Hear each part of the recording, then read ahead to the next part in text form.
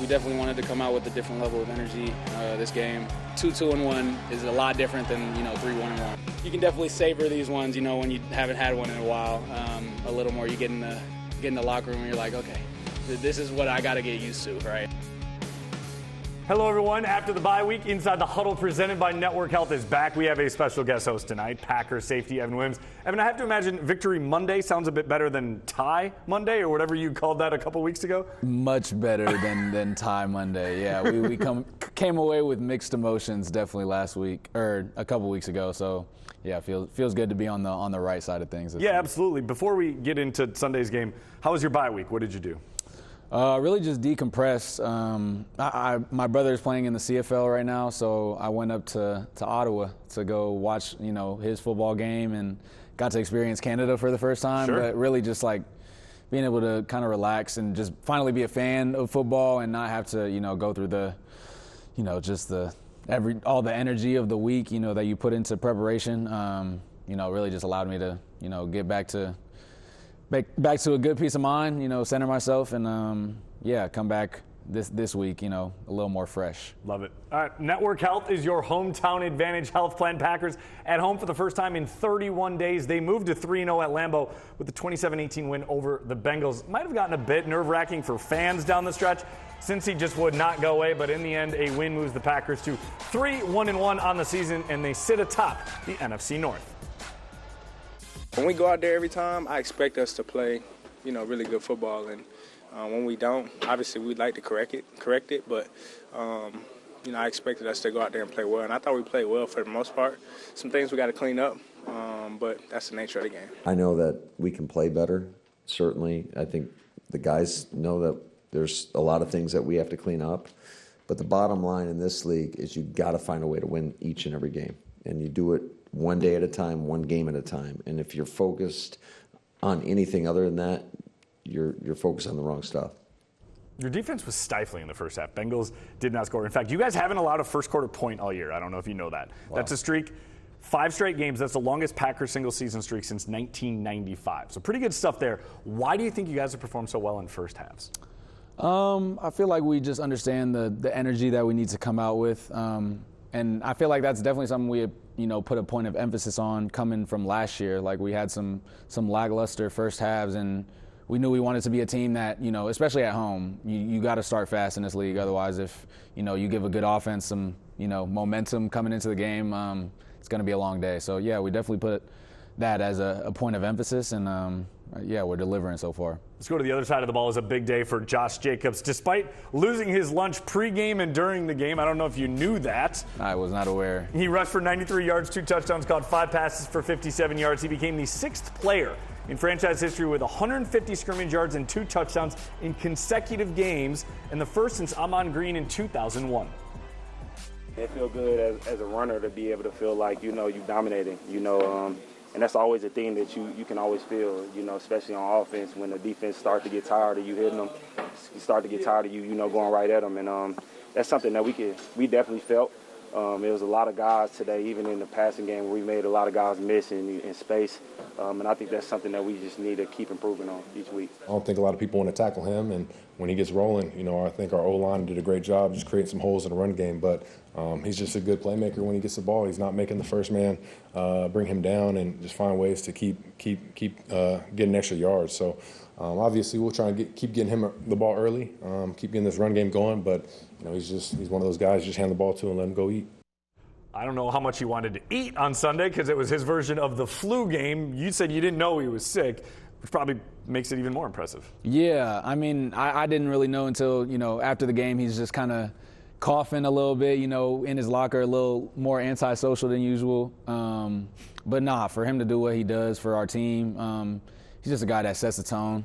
Every Sunday he comes with the right mindset, has been a leader for our team, every week coming into this week, and he continues to just be a beast for us. Absolutely, he has been really good. Time now for the good drive of the game, brought to you by Gruber Law Offices. Couple options we could go with this week, but the game-winning drive is a pretty worthy candidate.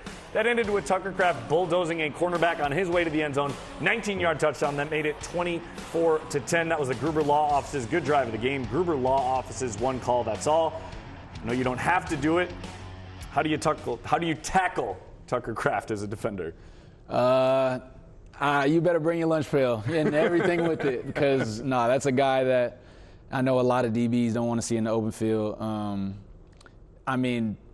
I feel like nobody's found it out yet how to really get him down in the open field. He's just a guy that is tough, a yak machine, and every time he gets the ball, he's gonna be trudging down that field, and it's gonna make an impact on a defender for sure. So.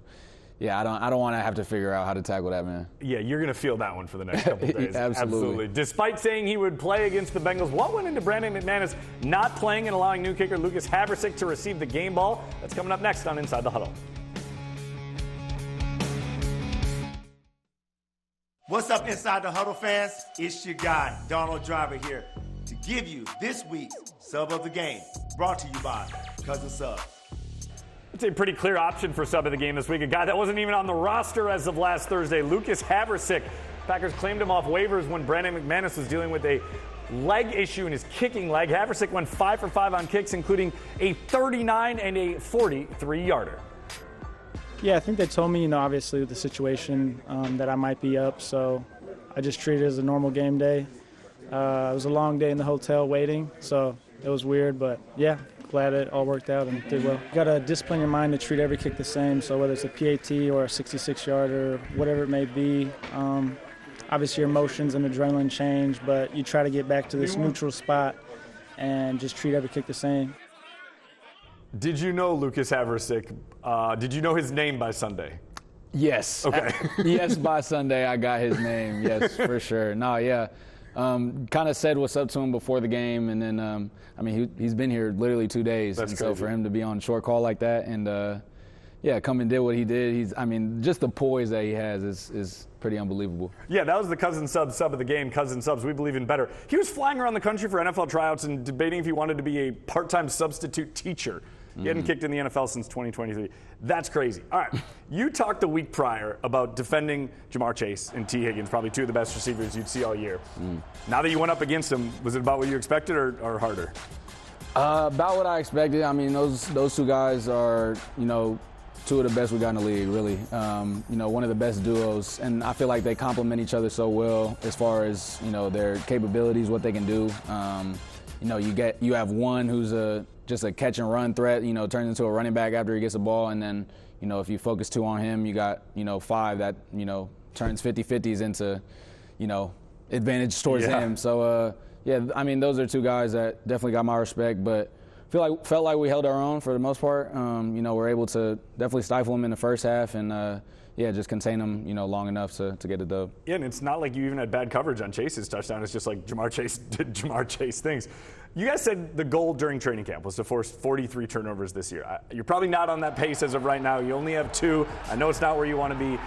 You had one of them, first game of the year against the Lions. What's the confidence level? Those are going to come in bunches. It's high, man.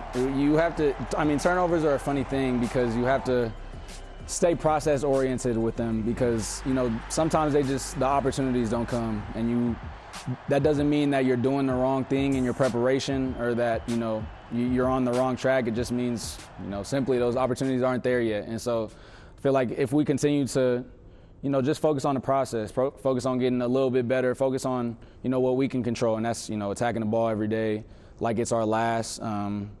Those opportunities are going to present themselves. And, I feel like our whole defense is confident that, once they start coming, when it rains, it pours.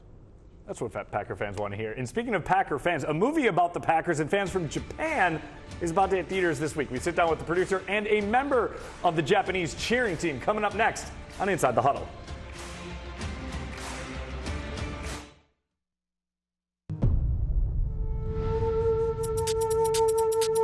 We're wandering Tokyo, and I see a guy with a Packers jersey on. And I'm like, no way.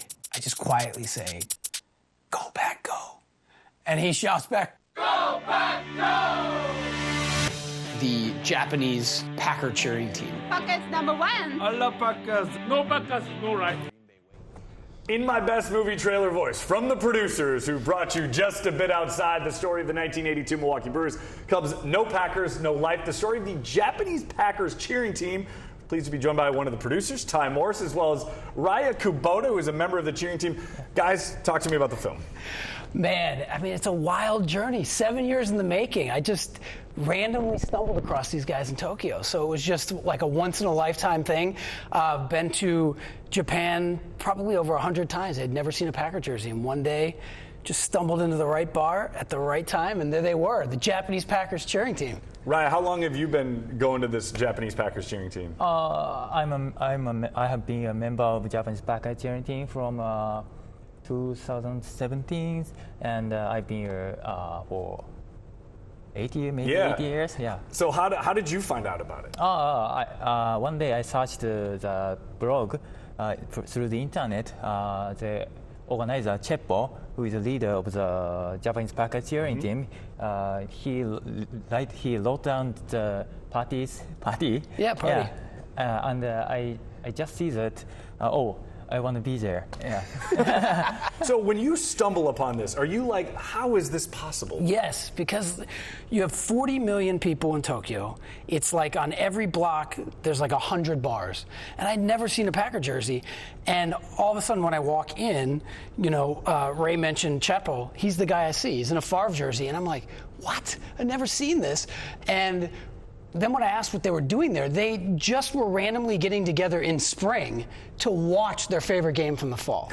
So it's just like, it's just one of those moments that seems absolutely impossible. And from there, this whole thing snowballs. I mean, it's 7 years in the making. They've come back 3 times now, and Ray makes it 4, so.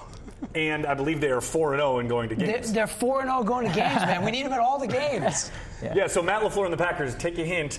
Get these guys tickets, especially when it gets to the postseason. Ray loves it. You were at the game against the Bengals. What did you think of that? Oh, it was an amazing, very exciting game, and I'm so excited to be a part of the audience. Yeah.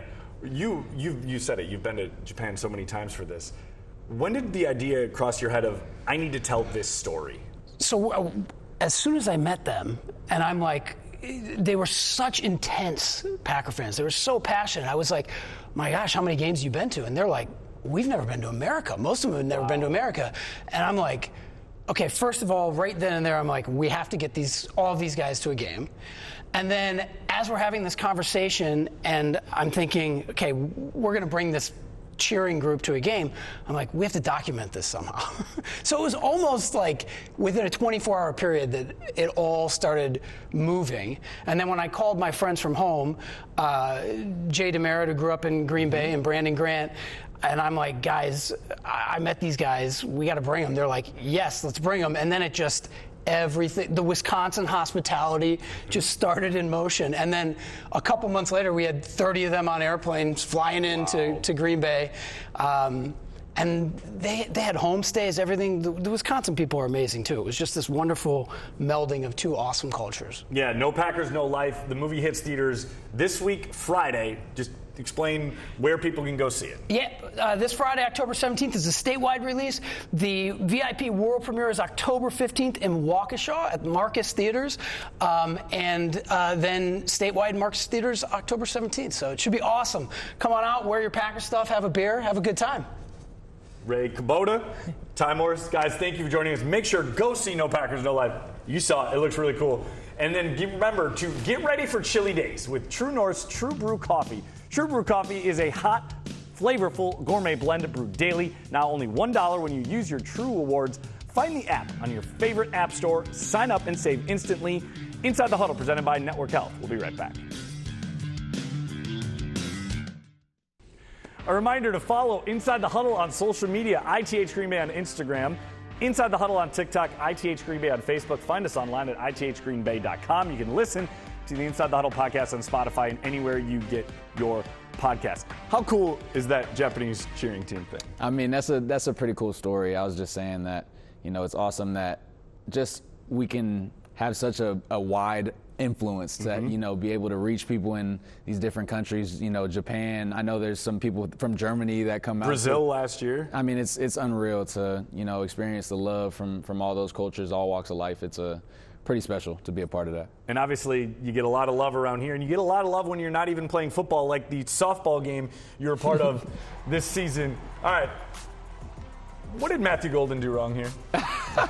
Well, he threw it in the dirt and gave me an opportunity to, get across home plate. You got to know I'm a dangerous, base runner. So, got to always be aware when 3-3's on the base. How fun was that for you? It was awesome, man. Just like whenever you're outside of the building with your guys, and able to do something that is ultimately funding a pretty worthy cause. It was great, and I grew up playing baseball, so I was a quick acceptance, to this, the whole setup, and it was pretty cool. Got a pretty good showing too, so that was a pretty cool deal. Can you confirm you're playing next year to make sure the defense gets the win? Yeah, that's fair. I mean, now that you mention it, that I did walk away, not too happy, just because they got a cheap run to end the game. But I'll be coming back. Yeah, I can say I'll be coming back. We love make sure that doesn't happen next year. We love that. All right, let's look forward to next week. 1-0 mentality, because you only know who the next team on your schedule. You told me that is Kyler Murray and the Cardinals. He was not able to play Week 6 in their loss to the Colts. They went to Jacoby Brissett. They played Indy tough. Indy's one of the better teams in the NFL this year. Big surprise story. What's the challenge of preparing for two quarterbacks? You just don't know, who's going to come out, out of that tunnel ready to play. And it's definitely difficult when you got two very different quarterbacks in their tendencies, because you don't know, which way offense is going to turn to as far as their scheme. Because typically, offenses are, schemed around what a quarterback's capabilities are. So. Yeah, having two threats is not ideal, but it feels like we've been kind of dealing with that for most of the season, kind of unsure of who's going to come, and we'll make sure to handle business regardless. Does it help? It's obviously not a divisional opponent, but you played them last year. You had a fumble against them, right? You had a fumble on Kyler. Fumble, yeah. Yeah, how much does that at least help if it is Kyler having the knowledge of kind of what their offense looks like? I mean, just getting those repetitions of, what that scheme is going to look like. I mean, it's been a while since I've seen some of their schemes, so just kind of getting back into things. But yeah, you get to have that feeling of just those repetitions where you're seeing the same concept, seeing the same personnel, same scheme again. Definitely makes you a little more comfortable the second time. All right, we got one more block here on Inside the Huddle. We'll be right back after this break.